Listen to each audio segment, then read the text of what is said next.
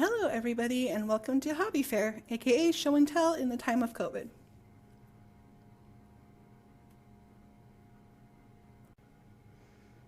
So basically this event is a time for you to share exactly what you've been up to since this last March.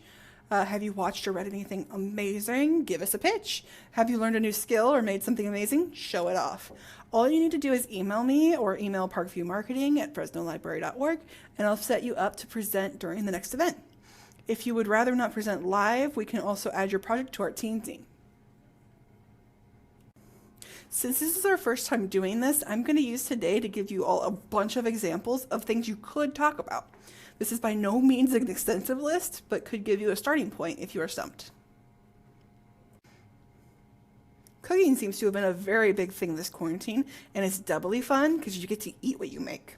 Some examples of things in this area from during quarantine has been sourdough, gotta start with the king, pancake art, and sushi donuts. If the shelves back in May were any indication, all of y'all have been doing a bunch of crafting. Some examples I've found that have been popular during this time were tie-dye, flower pressing, origami, and candle making.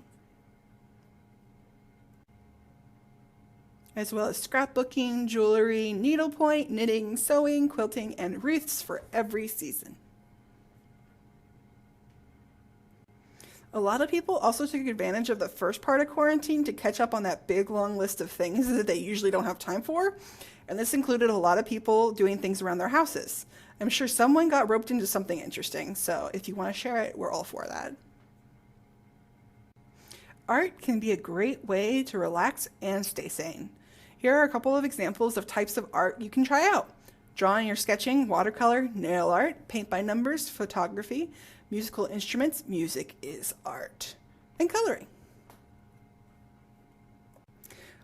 We all know we would have gone absolutely insane without the internet the last few months. From binge watching shows to social media, it's kept us relatively busy. What are some of the amazing trends or shows you've been following? One thing I do want to encourage you to do if you haven't been doing yet is self-care. You need to take care of yourself inside and out. This has been a huge time filled with immense stress, so it's important to take care of yourself, whether it be through meditation or a facial. Exercise doesn't just help keep us healthy physically, it also helps us burn stress hormones to help keep us happier. That's why dogs get the zoomies. Outside, need I say more? I will gladly live vicariously through you all talking about many trips you take. No trip shaming. One thing I absolutely do not recommend is doom scrolling. Don't do it. It's just bad for you.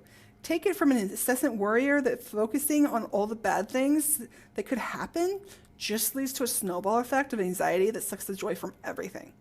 While it's important to understand the risks we're facing, it's also important to allow yourself to be happy. Do things you enjoy that make you happy and keep you in the moment.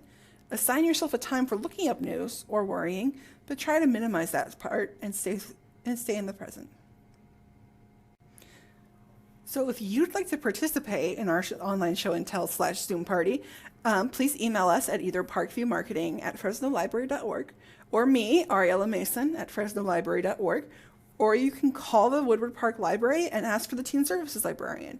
And again, if you don't want to do it live yourself, I will gladly do it for you. We just want to see some of the awesome stuff everybody's been up to.